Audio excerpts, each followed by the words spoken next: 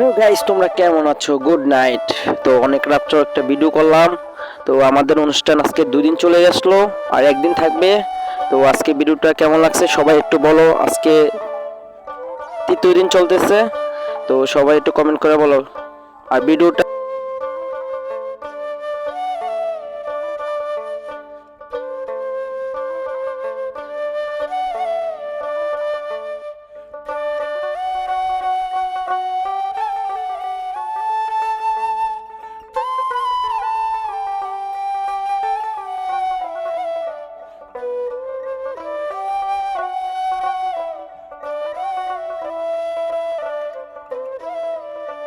আবার এদিকে এসে দেখলাম গতকালের জন্য রান্না পাক চলতেছে।